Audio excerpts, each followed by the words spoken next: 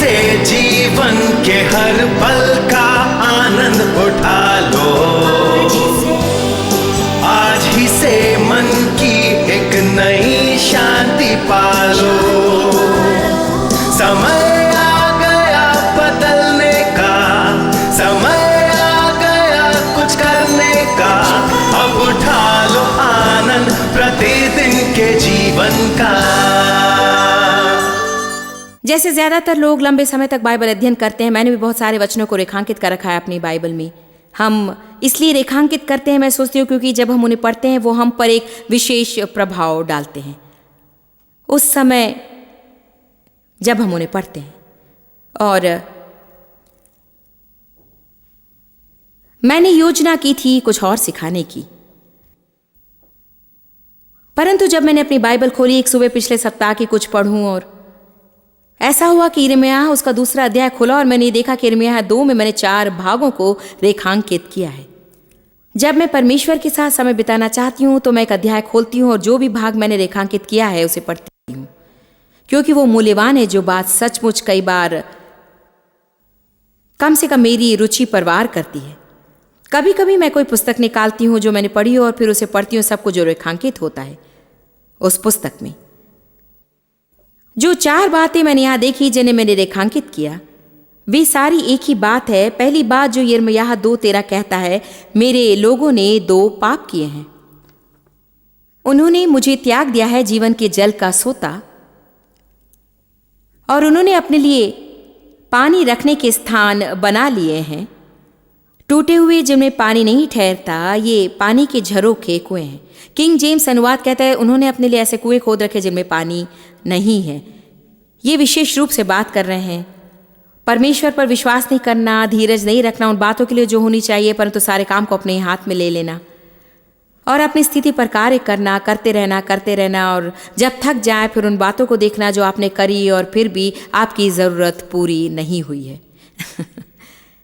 क्या कोई ऐसी बात जानता है? ठीक है। 2 बुराइयां उन्होंने मुझे त्याग दिया, जीवन जल के सोते को। और नीचे पद 17 में हम देखते हैं, और ये कहता है, क्या ये तेरी करने का फल नहीं जो तूने अपने परमेश्वर यहोवा को छोड़ दिया, जो तुझे मार्ग में लिए चला। यदि हम पीछे देखें हम पाएंगे कि जो बात उन पर आ पड़ी वो थी दासत्व और बंधुआई। और वो कहता है, ठीक है आपके जीवन में समस्या है, परंतु आप स्वयं उन्हें लिए हैं। हमें ये विचार अच्छा नहीं लगता, क्योंकि हमें अच्छा लगता है ये सोचना कि सब शैतानी या सब बातें हमारी परिस्थितियों का कारण है या फिर हमारी बुरी किस्मत या कुछ भी। परंतु जो अंतिम बात हम करते हैं वो ये कि हम अपनी जिम्मेदारी नहीं लेते, परंतु वो कहता है तुम स्वयं उसका कारण हो। क्यों? क्योंकि तुमने अपने प्रभु को त्याग दिया। पद 13 क्या कहता है? तुमने प्रभु को त्याग दिया है। पद 17 क्या कहता है? प्रभु को तुमने त्याग दिया है। प्रभु को त्यागना इसका अर्थ ये नहीं कि आप विश्वासी हो गए हैं। मुझे सिर्फ ये स्पष्ट कहने दे कि मैं कहां जा रही हूं। एक सच्चा मसीही, एक बाइबल का मसीही और सचमुच में यीशु का आपके जीवन का स्वामी होना बहुत मायने रखना है, बजाय 45 मिनट हर रविवार सुबह के।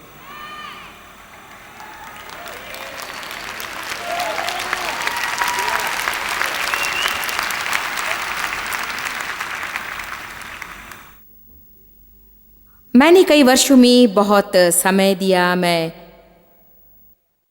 प्रभु से प्रेम करती थी, परंतु वो मेरे जीवन का स्वामी नहीं था। मैं नहीं जानती ये संदेश शायद आपको चिल्लाने या शोर मचाने में प्रेरित ना करे। जब आप यहाँ, ये शायद आपको थोड़ा छटपटाए, परंतु ये वो कुछ बातें जिनके कारण आप चिल्लाएंगे और आनंद मनाएंगे बाद में, जब आपके जीवन की सब बातें सही हो जाएंगी। और शैतान आपका आनंद और शांति नहीं चुरा सकेगा, क्योंकि आपका परमेश्वर के साथ एक मजबूत संबंध होगा और आपके चारों ओर उसकी उपस्थिति छाई रहेगी। और शैतान आपके चारों ओर घूमता रहेगा और आपको उसकी ओर ध्यान देने की भी जरूरत नहीं, क्योंकि आप गुप्त स्थान में छुपे हुए हैं।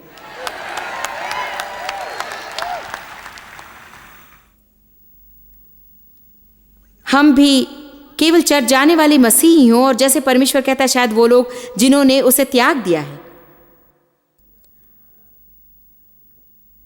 वो बाहर निकलना चाहता है रविवार सुबह के बक्से से। वो आपके सोमवार, आपके मंगलवार, आपके बुधवार, आपके गुरुवार, आपके शुक्रवार, आपकी शुक्रवार रात्रि, आपका शनिवार रात में आना चाहता है। न केवल रविवार सुबह परंतु दिन में, रविवार की रात में। और वो आपकी जेब में रहना चाहता है। वो आपके हर कार्य में सम्मिलित होना चाहता है। वो चाहता है कि देखिए आप कैसे मित्र चुनते हैं, और ये देखना चाहता है कि आप मनोरंजन के लिए क्या करते हैं। परमेश्वर आपके विचारों में आना चाहता है और आपकी बातचीत का भाग होना चाहता है।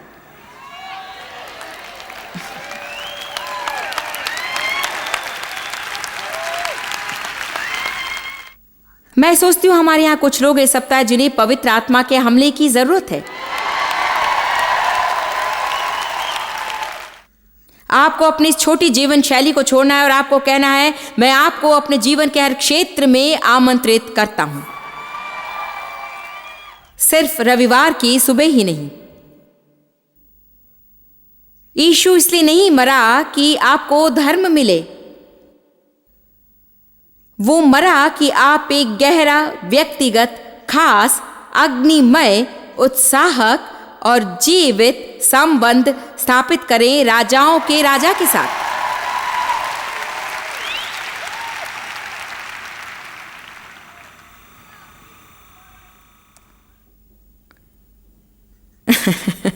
मैं कोशिश कर रही हूं भाई।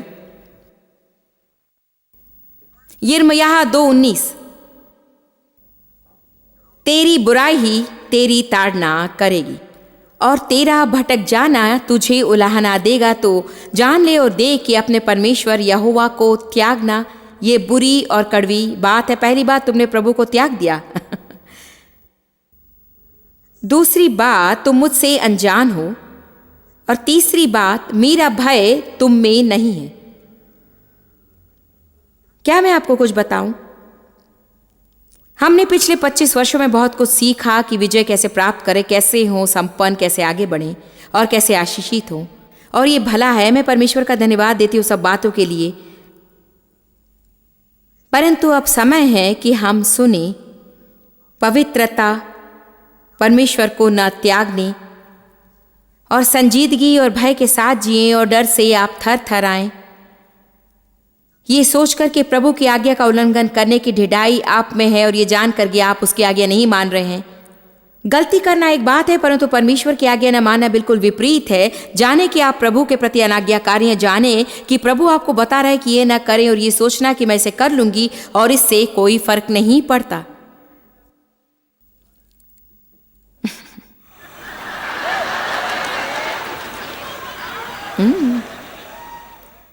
वो दिन आने वाला है। यीशु फिर से आ रहा है।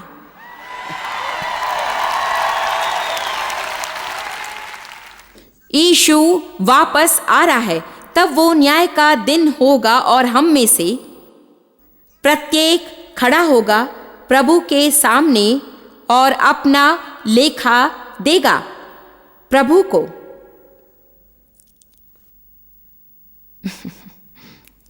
इसीलिए हमें दूसरों की चिंता नहीं करना है कि वे क्या कर रहे हैं, क्योंकि प्रभु आपसे दूसरों के लिए नहीं पूछेगा। वो मुझसे दूसरों के लिए नहीं पूछेगा। मुझे अपना लेखा देना है और आपको अपना लेखा देना होगा। मुझे अपना लेखा देखा देना है कि मैंने कैसे और क्या प्रचार किया, और मुझे लेखा देना उन आत्माओं का जो प्रभु ने मेरे संरक्षण में दी। मैं कोशिश में नहीं कर सकती कि वो प्रचार करूं जैसा आप सुनना चाहते हैं। मुझे आपको वही बताना है जिसे आपको जानना है। और हो सकता है कि शायद मैं कभी आपको तकलीफ पहुंचाने की कोशिश करूं या फिर आपको चोट पहुंचाऊं। क्या आप जानते हैं कि यीशु जहां भी गया लोग उससे क्रोधित हुए, और प्रचारक आजकल किसी को चोट नहीं पहुंचाना चाहते। आप जानते हैं मैं किसी को चोट नहीं पहुंचाना चाहती हूं, परंतु यदि सत्य आपको चोट पहुंचाता है तो मैं सोचती हूं यह आपके और परमेश्वर के बीच है। हम यहां मिठाई नहीं दे रहे इस सप्ताह के अंत में।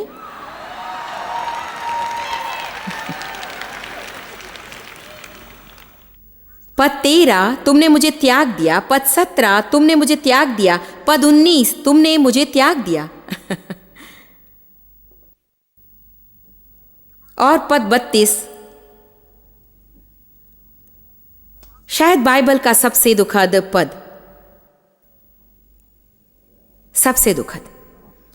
क्या कुमारी अपने श्रृंगार को भूल सकती है, या फिर दुल्हन अपनी सजावट भूल सकती है, और या अपनी अंगूठी भूल सकती है? तो भी मेरी प्रजा मुझे भूल गई, युगों से जिनकी गिनती भी नहीं। कितनी दुख की बात है। मेरे लोग मेरे बारे में ये सब कुछ भूल गए। कई दिनों तक वे मुझसे बात नहीं करते फिर अचानक उन्हें कुछ समस्या होती है और अब मैं उनका सबसे अच्छा मित्र हूं। यही बात हमें सीखना है चर्च। हमें प्रभु को केवल परेशानियों में ही नहीं खोजना है, और फिर जब सब बातें ठीक होने लगे हम उसे नजरअंदाज करें। मैं चाहती हूं कि आप इसे जान लें इस हफ्ते। यदि आप व्यस्त हैं प्रभु के साथ समय बिताने के लिए, तो फिर आप बहुत ही व्यस्त हैं। देखिए, मैं कुछ कहना चाहती हूं जो शायद यहां बैठे किसी को भी अच्छा न लगे, मुझे भी। यदि आप कहते हैं आपके पास समय नहीं,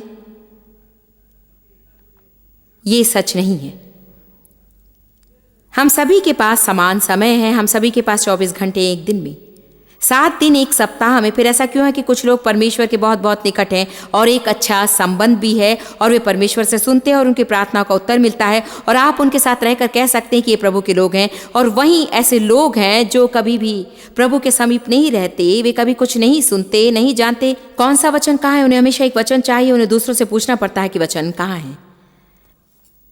परेशानी में पड़कर किसी दूसरे को उनके लिए प्रार्थना करनी पड़ती है। इन दोनों को दिन के 24 घंटे मिले, दोनों के पास सप्ताह के 7 दिन हैं। एक कहता है मेरे पास समय नहीं, और दूसरा समय निकालता है।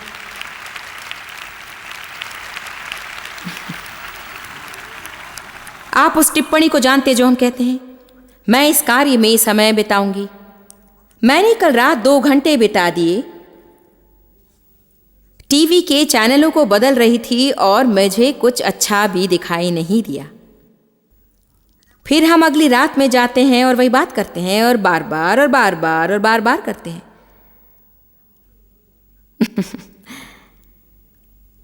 मैं भी कभी कभी एक ही बात करती हूं। मैं शॉपिंग मॉल में इधर उधर घूमने में 3 घंटे लगा देती हूं, बिना वो खरीदे जो खरीदना था।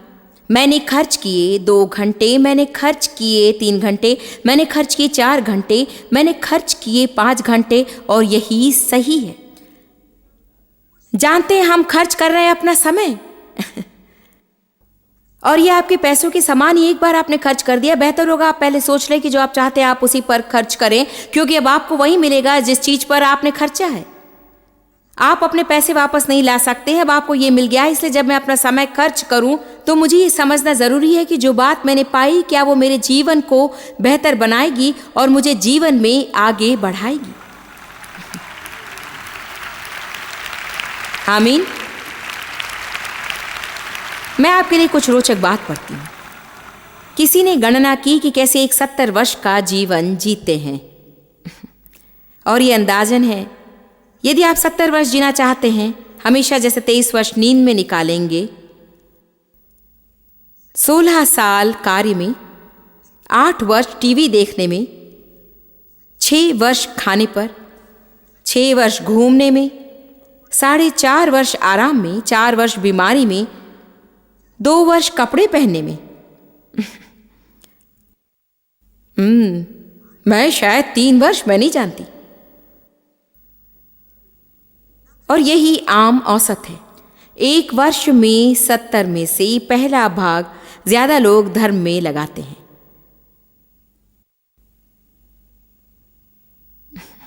कुल 70 वर्ष, 100%, उप्स, जीवन समाप्त। हमें परमेश्वर को खोजना है।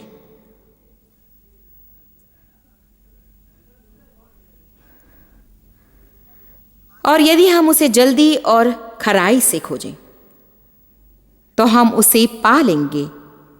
आप कभी एक महान संबंध परमेश्वर के साथ स्थापित नहीं कर सकते यदि आप उसे खोजेंगे नहीं। ये शब्द खोज एक सामर्थी शब्द है। यदि आप इसका अध्ययन उसकी मूल भाषा में देखें तो इसका अर्थ है खोजना, लगे रहना, अपनी पूरी शक्ति के साथ लगे रहना। यीशु ने हमसे क्या कहा कि हमारा पहला लक्ष्य क्या होना चाहिए? कि तू अपने प्रभु परमेश्वर से अपने सारे हृदय, मन और बुद्धि और अपनी सारी शक्ति से प्रेम रख। ना कि केवल रविवार सुबह थोड़ा सा, ना कि केवल बाहर जाते या अंदर आते समय कि स्वर्ग के कैलेंडर में निशान लगा दिए जाए कि आपने हाजिरी भर दी। बिना डरे और घबराए कि जब जीवन पूरा हो जाएगा, परंतु खुश हैं कि आपने समय दिया। नहीं तो अपने प्रभु परमेश्वर से प्रेम रख। प्रेम करना वो प्रेम के योग्य है, वो अद्भुत है।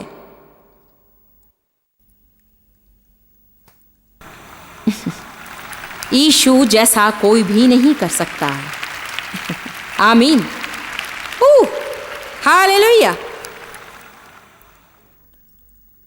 उसने पौलुस और सिलास को गीत गाने की सामर्थ्य दी जेल में। जब पौलुस फिलिपियों 4:4 में लिखता है, प्रभु में हमेशा आनंदित रहो, मैं फिर कहता हूं आनंदित रहो। यदि आप इतिहास पढ़ें, वो खड़ा था उस स्थान में जहां से पूरे शहर का मल मूत्र और सच मानिए गंदगी बहती थी और यहां तक भरी हुई थी, और वो उस स्थान में खड़े होकर कहता है आनंदित रहो, मैं फिर कहता हूं प्रभु में आनंदित रहो। और सच में प्रिय, तुम पवित्र आत्मा की सामर्थ्य लो ऐसा कहने के लिए। आमीन। मैं नहीं सोचती मैं ऐसा कर सकती हूं एक सप्ताह के 45 मिनट में और एक संदेश के। आपको नाश्ता नहीं चाहिए। वचन ऐसी जगह है जहां आप बार बार खा सकते हैं। खोजना, लगे रहना अपनी पूरी सामर्थ्य से। तो अपने प्रभु परमेश्वर से अपने सारे हृदय, अपने सारे प्राण, सारी बुद्धि और सारी शक्ति से प्रेम रखना। मैं प्रायोगिक होना चाहती हूं। आप शायद कहें क्या होगा यदि मेरी इच्छा है कि मैं भी महसूस करूं, परंतु यदि नहीं हुआ तो? यह एक अच्छा प्रश्न है। क्या होगा यदि मैं प्रार्थना करना ना चाहूं और आप उसे खोजना ना चाहें और आप वचन पढ़ना ना चाहें और ये बातें आपको बोर करती हैं और आप चाहते हैं उन लोगों के समान जो अपना समय प्रभु को देते हैं परंतु आप नहीं देते? कोई बात नहीं, मैं बताती हूं आप क्या करें। सबसे पहले आप प्रार्थना करें कि प्रभु आपको ये इच्छा दे। यदि आपकी इच्छा नहीं है, जिसके द्वारा आप सब कुछ प्राप्त कर सकते हैं वो है प्रार्थना। इसलिए यदि आपकी इच्छा नहीं है, आप प्रार्थना करें कि प्रभु इच्छा दे। और ये सभी जिन्हें आप जानते हैं और जिनके लिए आप प्रार्थना करते हैं कि वो प्रभु को ढूंढे और एक अच्छा जीवन पाए, आपको क्या करना है कि आप प्रार्थना करें कि उनमें इच्छा हो, क्योंकि कोई भी उसे नहीं खोजेगा और न समय देगा यदि उनमें इच्छा नहीं है। जो दूसरी बात आपको करनी है वो ये कि आपको इस विषय पर बात करना है। इस सप्ताह आपको अपनी आत्मिक कसरत करना है, आत्मिक अनुशासन।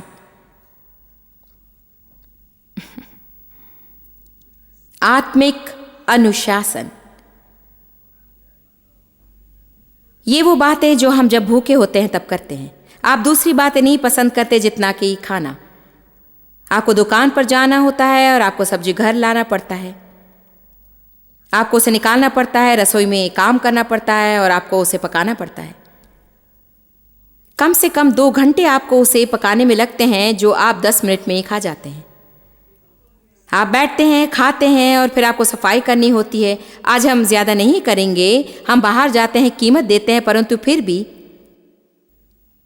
किसी को तो इस पूरे कार्यक्रम से गुजरना है। मैं आपको कुछ बताती हूँ, कोई दूसरा आपकी आत्मिक भोजन के लिए कीमत नहीं चुकाएगा। मैंने मूल्य चुकाया इस सप्ताह कि आपको यहाँ क्या देना है।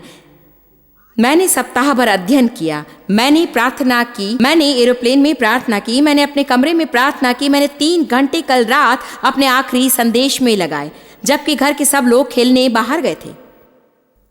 मैंने मूल्य चुकाया ताकि आप वो पाए जो आप इस हफ्ते पा रहे हैं। परंतु आज या कल यदि आप कुछ ऐसा पाना चाहते हैं जो आपकी आत्मिक हड्डियों से लगा रहे, तो आपको उसका मूल्य चुकाना होगा। क्या मैं आपसे कुछ कहूं? मैं आपको सत्य बता रही हूं, कोई भी, मैं विश्वास नहीं करती कि कोई भी अपना समय उसको खोजने में बिताएगा जिसे उसने नहीं देखा, और ज्यादा समय वे उसे महसूस नहीं करते और आधे समय वे सुन नहीं सकते जब वे शुरुआत करते हैं। परंतु मैं आपको कुछ बताऊं, कुछ भी करने के लिए यदि आप अपने को अनुशासित करें, हर बार आप उसके आदी हो जाएंगे और अंत में आप एक ऐसे बिंदु पर पहुंचेंगे कि यदि आप वैसा नहीं करेंगे, आपको ऐसा लगेगा कि कुछ कमी है। मैं नहीं जानती आप और किस बात के आदी हैं, परंतु हम चाहते हैं कि आप दूसरी सब बातें छोड़ दें और यीशु के आदी हो जाएं।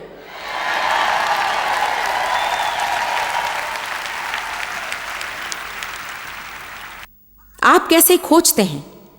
आप सोचने के द्वारा खोजते हैं। अपना मन किसी वस्तु पर लगाकर आप अपनी इच्छा से खोजते हैं। आप खोजते हैं अपनी चाह से। आप खोजते हैं किसी चीज के विषय बात करके। वो व्यक्ति जो प्रभु को खोजता है, अध्ययन करता और परिपक्व होता है प्रभु की बातों के विषय में। वो व्यक्ति जो परमेश्वर को खोजता है, अध्ययन करता है, सुनता है और सेमिनार में भाग लेता है जैसे आप कर रहे हैं, सभाओं में जाता है, उन बातों में रुचि लेता है जो उसकी सहायता करते हैं आत्मिक रूप में सीखने और बढ़ने में। एक व्यक्ति जो सचमुच प्रभु को खोजता है, वो ये अपेक्षा नहीं करता कि सब कुछ एक आसान बात है। वो जानता है कि उसे समय देना है। वे जानते हैं कि उन्हें कोशिश करना है और उन्हें पैसे भी खर्च करने उन चीज़ों को लेने में जो उनकी एक विश्वासी के रूप में बढ़ने में सहायता करे। हमें हमारी इस खुली विचारधारा कि परमेश्वर के विषय में सब कुछ मुफ्त है, उससे छुटकारा पाना है। हाँ, ये सच है कि उद्धार मुफ्त है, परंतु जो पाइप इसे ले जाता है आपके घर में, वो नहीं। आमीन।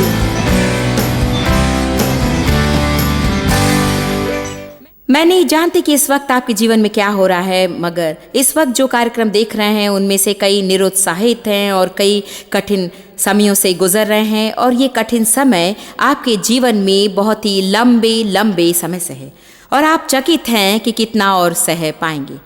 आज मैं आपको प्रोत्साहित करती हूँ कि प्रभु के वचन में बनी रहे, क्योंकि प्रभु का वचन वास्तव में आपको सुदृढ़ करता है और आप ऐसा करने के लिए कोशिश करते रहें और कभी हार ना माने। मेरे जीवन में भी ऐसा हुआ है और शायद आपके जीवन में भी हो रहा हो। लेकिन एक वचन गलातियों 6:9 में बड़ा प्रोत्साहन भरा है। हम भले काम करने में हियाव न छोड़ें, क्योंकि यदि हम ढीले ना हो तो ठीक समय पर कटनी काटेंगे। शैतान लगातार हम पर हमला करता है ताकि हम हार मान जाएं। लेकिन मैं चाहती हूँ कि आप इसी वक्त अपने पैरों को जोर से पटक कर कहें कि मैं कभी भी हार नहीं मानूंगा। मैं आगे बढ़ूंगा और जीत हासिल करके रहूंगा। प्रभु विश्वसनीय है। प्रभु आशीष देने वाले हैं।